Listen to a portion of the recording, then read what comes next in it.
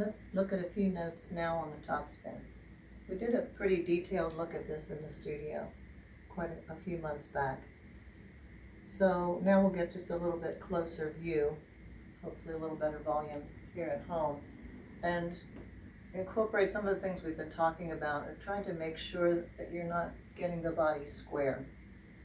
The Topspin is a very, what can I say, a small feeling step. It's a gentle movement on the balls of the feet with a nice use of the ankles and a cushioning of that little Nerf ball underneath my heels so that you can move from foot to foot, not stiff on the toes, but not heavy through the weight transfer. All these figures where we have multiple quicks that are up, it's important to give the proper feeling in Foxtrot and the elegance to feel that the ankles and feet are absorbing the weight. I hate to use the word delicate for a man, I think we talked about that, but it's a subtlety. You don't want to be dumping weight. And this is probably the biggest problem on some of these figures like the hover cross, where you have 6 quicks in a row, and where you have the natural telemark, 4 quicks in a row, where we have the Topspin. We're using 2 quicks from our feather finish, and then we have an additional 4 in a row, and if we repeat the Topspin, we have 4 more. It can get very laborious and heavy if the weight is being transferred heavily through the feet. So the weight is quite stable as we're moving on the balls of the feet from one foot to the other. My spine is moving around, but I'm not having this feeling of heavy weight transfer. And I certainly can't do it with a stiff leg or a really stiff foot. Toe, toe, toe, toe. So we have to understand what that means. The word toe is used when we have the foot rise, the heels off the floor. But I can have rise in any of these levels.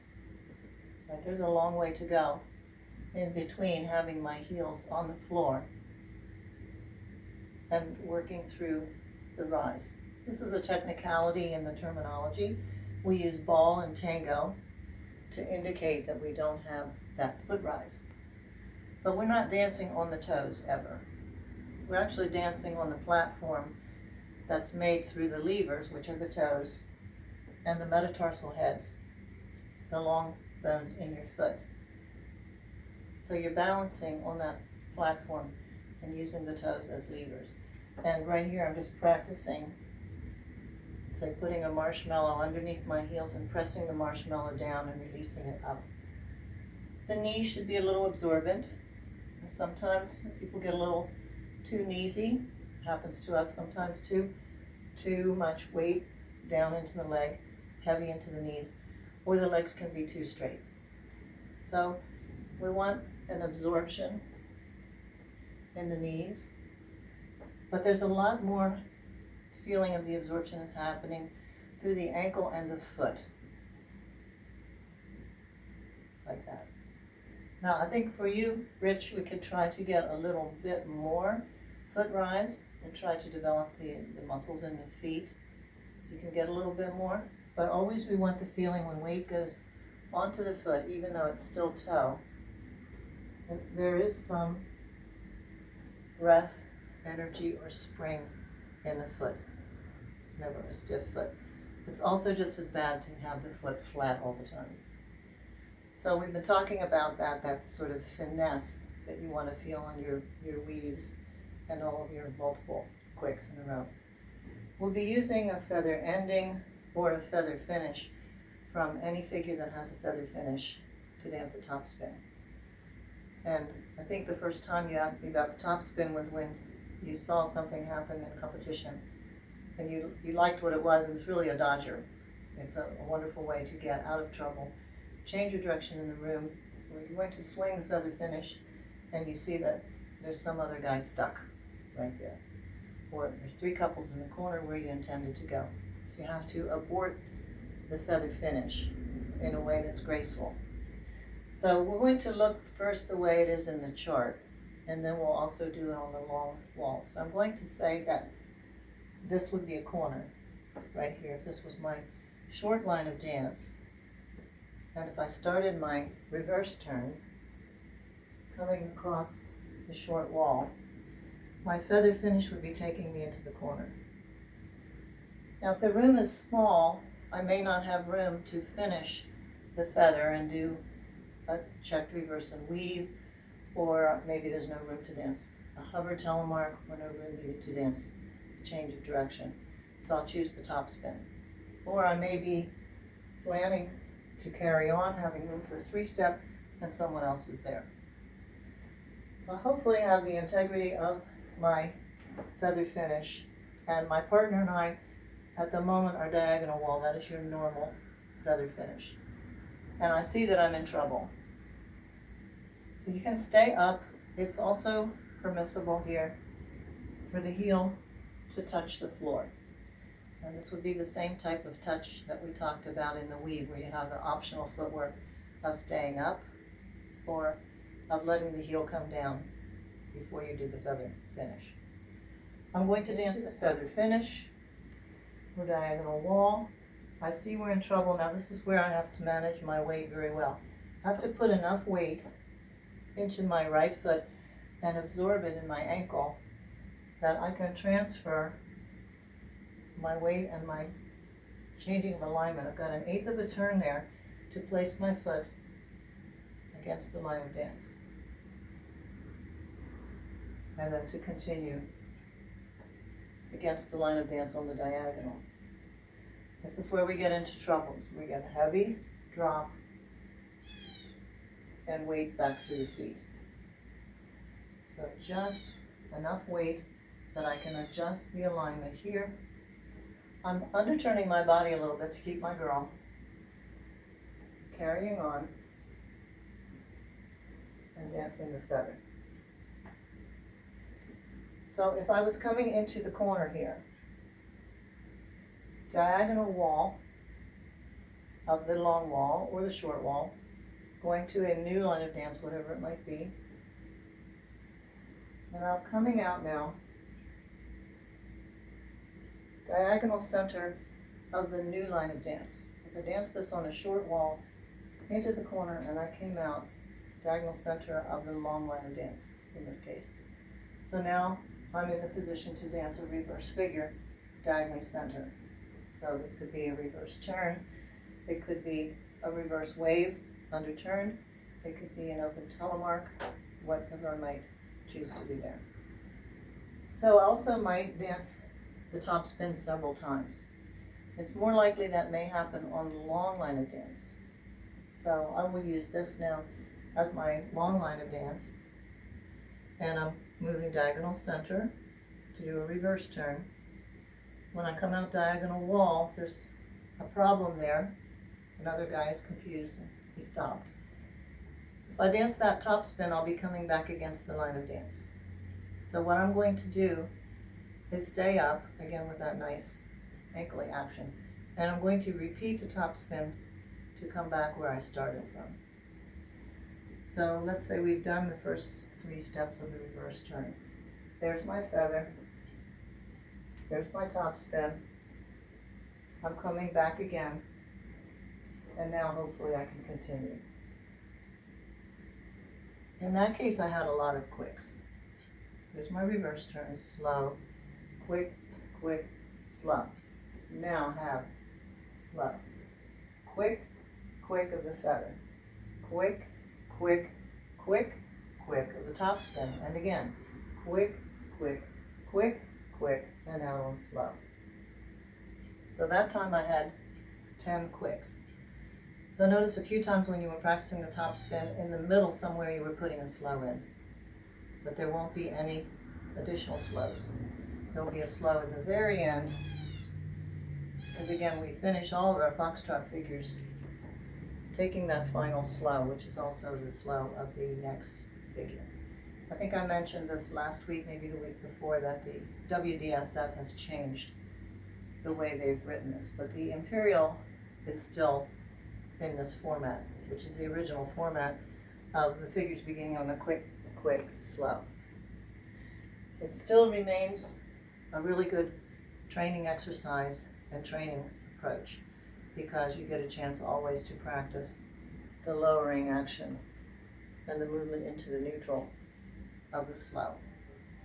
It is difficult to stop if you're demonstrating your figures at the top of the feather.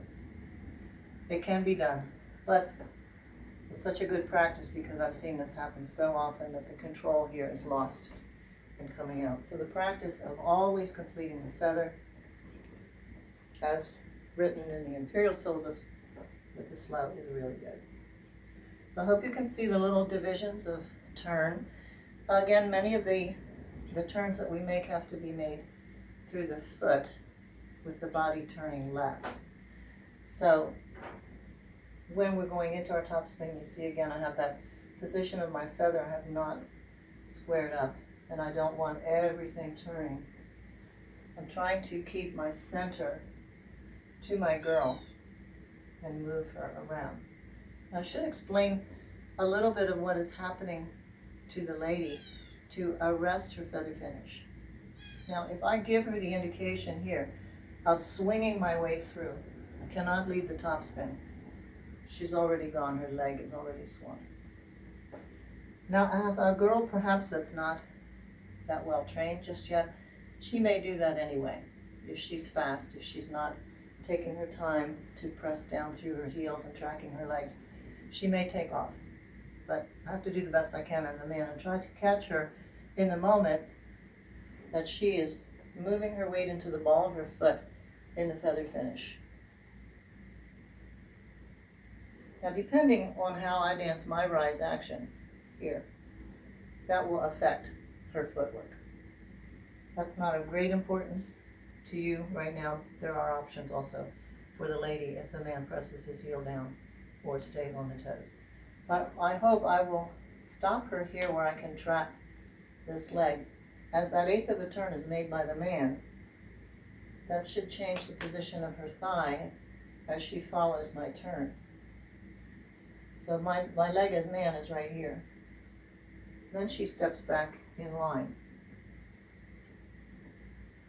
If the lady's legs are traveling at the proper speed in relation to my weight transfer and the music, can lead this step without her really knowing it. But we know in the practical world, we have to be pretty much exposed to all the different types of actions that we might use in order to follow them.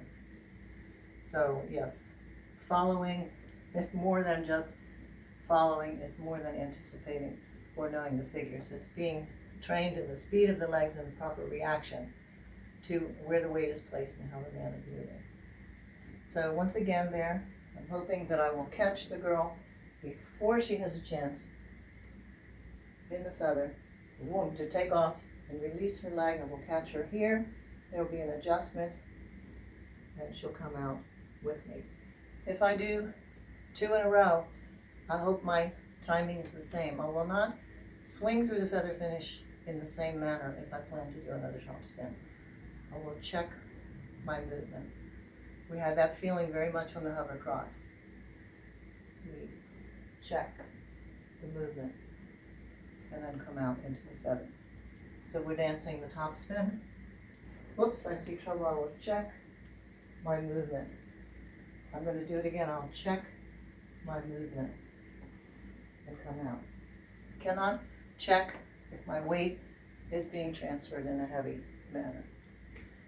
And I can see that you're becoming much more aware of that. I think one of the things that helped was looking at that option in the weave where you can put your heel down, which is different than falling into it.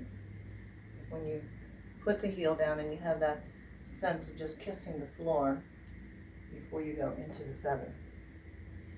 So the quality of how we transfer our weight and use our feet and ankles is crucial for that beautiful foxtrot that you're attempting to work towards now. So we'll take a look now in the technique book, both in the ballroom technique for the Imperial Society, and I've been using also Rudy Trout's book because there are occasionally places where he makes additional notes, and I've talked about some of those. So we'll look at those figures. I think you're getting a lot of help from learning how to read the chart as a reference. So let's take a look at some of the notes in the Topspin. I seem to have a lot of helpers today. Did you chase the doggy away? All right, Topspin. We're going to find out on page 55, and in the chart, this is the same in both books. It's given at a corner after 1 to 6 of the reverse turn. So that means, of course, you're not taking that slow on the left foot as the exit, but you will be doing that, as you can see, at the end of the Topspin itself.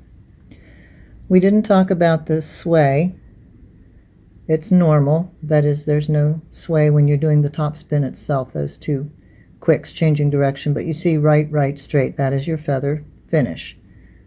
And again, you always have that right sway on the feather finish unless you're doing the hover feather.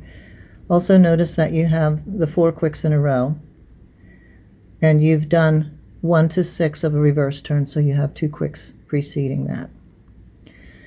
So we'll just take a look here at the way the turn is divided, that 1/8 of a turn to the left between the preceding step, that's the feather finish, and 1. It's a very, very small turn. You're not going to really feel that through the body. You'll feel that mostly through your leg and foot. It takes you backing against the line of dance. And then you'll see another 1/8 to take you backing diagonal wall against the line of dance.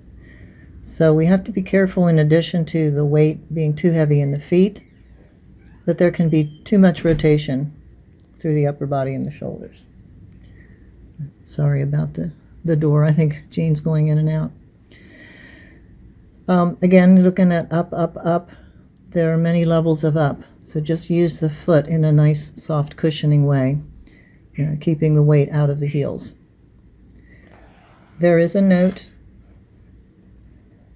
where you can dance the footwork right there on step 1. That's that left foot backing the line of dance. You may touch the heel down to the floor, and that's the same footwork you're using on the weave. Remember, we have the option on the weave to stay up or to do that. And then you'll see again the up no foot rise on step 2, which would be the same as the step leading into your feather finish. So this is at the side of the room. If we go over to Rudy's book, we have pretty much the same way that the charts are laid out, and of course the consistency and the technique. But again, we'll notice that he has this note of fall into 5, and he's using fall again as a way of releasing weight, letting the spine move forward through the foot. Now, some people call this overbalancing, and some people use the term overbalancing as a negative thing. It certainly is if you fall sideways. But generally, we could say also the forward fall or the backward fall is another way of talking about progressive swing, and progressive swing is your metronomic swing, which we've also talked about before. And that's letting the body drift forward across the feet in order to take the next step.